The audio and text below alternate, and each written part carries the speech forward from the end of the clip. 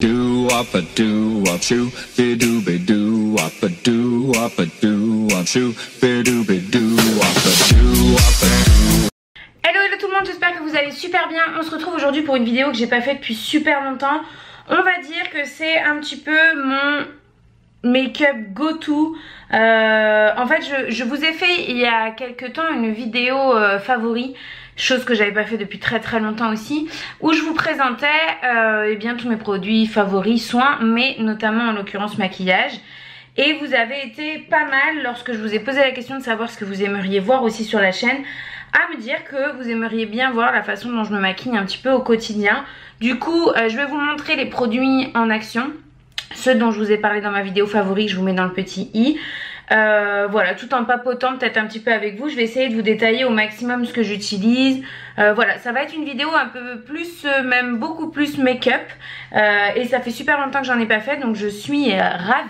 Je n'ai absolument rien sur le visage si ce n'est mon sérum et ma crème hydratante. Avant de commencer, je ne sais pas si vous allez les voir, mais peut-être que vous allez vous poser la question. Les bijoux que je porte, notamment ce collier et cette bague là, qui est une bague avec un petit strass comme ça, viennent du site Woo We Are. Si jamais ça vous intéresse, je vous mets le lien en barre d'infos, j'ai un code promo, tout ça, je touche rien dessus, mais c'est avant que vous me posiez la question, sait-on jamais. La seule chose qui va pas vraiment faire partie des produits que j'utilise au quotidien, puisque c'est la première fois que je vais le tester et je voulais absolument le faire avec vous, c'est ceci. C'est le fond de teint Skin Illusion de chez Clarins, que moi j'ai donc en teinte 103 Ivory. Il m'a été envoyé récemment et je vous avais dit qu'on le testerait ensemble. Je vous ai dit ça dans le vlog de dimanche dernier. Si vous ne l'avez pas vu, je vous le mets dans le petit i. Du coup, je vais le tester avec vous aujourd'hui. Et comme je commence aujourd'hui à filmer le vlog de dimanche prochain, je vous donnerai aussi mon avis du coup dans le vlog de dimanche pour que vous l'ayez dans deux vidéos. Si jamais vous ne regardez pas trop les vlogs ou si à l'inverse vous ne regardez pas trop les vidéos make-up, et en l'occurrence celle-ci. C'est un fond de teint qui est liquide, qui a un SPF de 15, une base de maquillage naturellement hydratante, qui a un effet peau nue, éclat naturel, texture sérum et laisse respirer la peau. Voilà. Donc j'avais très envie de le tester. Je remercie encore une fois Clarins d'avoir accepté de me l'envoyer. Je pense que je vais prendre mon fond de teint, mon pinceau pardon, le 3D HD Kabuki de chez Sigma. Je pourrais aussi je pense l'appliquer avec un Beauty Blender, mais bon là aujourd'hui en l'occurrence j'ai envie de l'appliquer avec ça.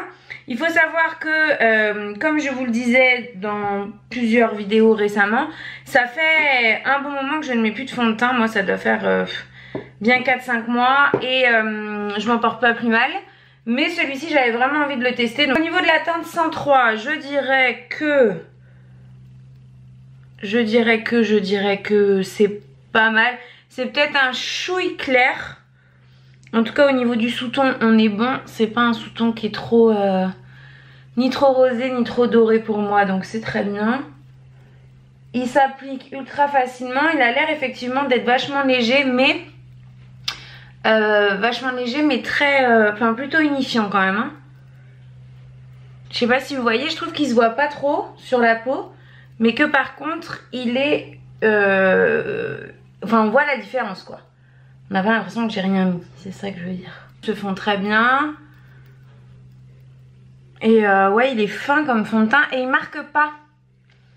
Enfin là en l'occurrence pour le moment, je trouve qu'il marque pas du tout les... Je trouve qu'il marque pas du tout les pores apparents, ou il a plutôt un effet lissant. Il a l'air vraiment très bien ce fond de teint. Je le trouve, enfin première application, je suis absolument conquise par ce fond de teint. Il colle un petit peu par contre. Je sais pas si c'est le fait qu'ils disent texture sérum, donc c'est vrai que c'est un peu un côté soin. Il colle un petit peu donc on va poudrer. Mais je le trouve vraiment bien en tout cas pour le moment. Maintenant donc on va vraiment passer aux produits que j'utilise en go-to, c'est-à-dire qu'habitude je commence ma routine là. Je vais venir appliquer un anti-cerne dans la palette Infaillible Total Cover le plus clair, et en ce moment je ne m'embête pas, je l'applique au doigt. C'est donc un correcteur, je dirais, que moi j'ai tendance à appliquer donc en anti-cerne. Qui pour un correcteur en pad comme ça en peau n'est pas gras du tout, se fond très bien. Enfin moi je l'aime vraiment particulièrement celui-ci. J'aime pas trop habituellement les correcteurs sous ce format là. Enfin je dis correcteur parce que c'en est un, moi je l'applique en anti-cerne, hein. J'aime pas trop habituellement sous ce format là, mais celui-ci, c'est vraiment l'exception qui confirme la règle. Je l'aime beaucoup. Donc j'essaye de le descendre un petit peu, vous voyez que je fais juste que tapoter en fait. J'essaye de placer la matière. Il est hyper lumineux je trouve, encore une fois pour un correcteur en peau comme ça, en pâte quoi. Et il couvre très bien, il vient pas bouger dans la journée. Bon après moi vous allez voir je le poudre légèrement mais je le poudre quand même. J'espère que la luminosité est bonne et que vous voyez bien ce qui se passe. J'ai essayé de baisser un petit peu la luminosité, quitte à ce que ce soit un petit peu plus sombre, mais vraiment que vous ayez le bon rendu, rapport couleur, tout ça. Donc vous voyez il est un petit peu jaune, je sais pas si vous pouvez vous rendre compte, c'est un petit peu plus jaune, mais moi c'est vraiment l'effet que je recherche. Puisqu'après je viens poudrer, ma poudre elle étant de toute façon un tout petit peu plus rosée. Ça vient contrebalancer. Donc là la poudre c'est la poudre Fit Me Matte and Poreless en teinte 104 Soft Ivory. De toute façon moi je suis toujours dans les premières teintes en règle générale. Après ça dépend des marques bien sûr hein, mais hop, donc je viens juste poudrer comme ça. Un petit peu plus sur l'anti-cerne et je viens mettre juste un voile sur le visage. Là je le fais parce que j'ai mis le fond de teint en dessous, mais c'est pas quelque chose que je fais habituellement là la journée dans mon make-up go to quoi. Voilà, fond de teint, anti-cerne, poudre, c'est fait. Je vais passer à mes sourcils. Pour les sourcils c'est toujours la même chose, ça fait super longtemps, je vous en ai parlé 20 fois donc je vais pas vous montrer en live, mais j'utilise toujours le crayon rétractable de chez Adopt, la poudre de chez Anastasia Beverly Hills, et là en ce moment j'utilise le Brow quelque chose, c'est tout effacé de chez Too Faced, vous voyez comme ça. C'est le mascara à sourcils, le fixateur. Je l'utilise en ce moment parce que j'ai pas envie de le jeter, qu'il est assez vieux. C'est pas mon favori, mon préféré, mais bon en ce moment c'est celui que je mets. Bon voilà, pour les sourcils c'est fait. C'est la même chose que d'habitude dans toutes mes vidéos. Partout où vous me voyez, ou du moins vous avez l'occasion de me voir. Après ça, en règle générale, je viens appliquer un peu de bronzer, mon blush et mon highlighter. Donc c'est ce que nous allons faire de ce pas. Dans un premier temps, on va mettre le bronzer. C'est toujours la Bronze Goddess d'Estée Lauder. J'en ai parlé dans ma vidéo favori aussi. C'est une poudre que j'aime particulièrement quand je veux réchauffer mon teint sans trop me prendre la tête. C'est pas vraiment faire du contouring, c'est vraiment réchauffer. Donc je viens l'appliquer un petit peu comme ça sur le haut des pommettes avant le creux en fait. Pas en dessous ni dedans, mais vraiment au-dessus. Je viendrai mettre mon blush un petit peu par-dessus en fait. Si jamais vous voulez vous aider, si jamais vous regardez pas trop de vidéos de maquillage, mais si vous êtes là, je pense que si. N'hésitez pas à faire le poisson pour creuser. Bon moi avec mes quelques kilos en plus pour la grossesse, ça ne creuse plus grand chose. Là j'ai pas mes lunettes donc je me rends pas trop compte de ce que ça donne. Mais de ce que je vois dans mon miroir, ça a l'air d'être correct. Ensuite donc le blush. J'ai comme je vous disais toujours ressorti là, les produits dont je vous parlais dans ma vidéo favori. On va mettre le rocateur de Benefit puisque c'est celui que j'utilise le plus en ce moment. Alors je vous ai pas précisé les pinceaux à chaque fois. Hein, mais bon il vous suffit d'avoir des pinceaux qui se lavent bien, qui tiennent la route, qui perdent pas leur poil. De préférence en synthétique puisque déjà on ne contribue pas à l'abattage animal avec les poils naturels, mais surtout le synthétique ça accroche quand même bien la matière, je trouve bien mieux, ça tient mieux dans le temps, ça coûte moins cher. Donc voilà, si vous voulez connaître mon avis là-dessus, privilégions les pinceaux en synthétique les amis. Et mon highlight, pareil, dont je vous ai parlé dans la vidéo favori, c'est le Blinded by the Light de chez Too Faced. Le plus clair de la gamme puisqu'il y en a 3. De toute façon je vous mettrai toutes les références dans la barre d'informations si jamais ça vous intéresse de pouvoir les retrouver. Je vais l'appliquer avec un petit pinceau œuf comme ça de chez Real Techniques. Hop, et je vais venir l'appliquer. Alors là, vu la luminosité, ça m'étonnerait que vous voyez grand chose. Oh si vous voyez un petit peu quand même. Je le remonte un petit peu et hop, je viens l'appliquer comme ça. Moi je n'en mets pas sous le sourcil, j'aime pas. J'aime pas l'effet que ça rend sous le sourcil. Je trouve que ça a tendance à faire un petit peu bomber Bogdanov, vous voyez, comment on dit, chirurgie esthétique quoi. Mais un peu sur le nez et un petit peu au niveau de l'arc de Cupidon.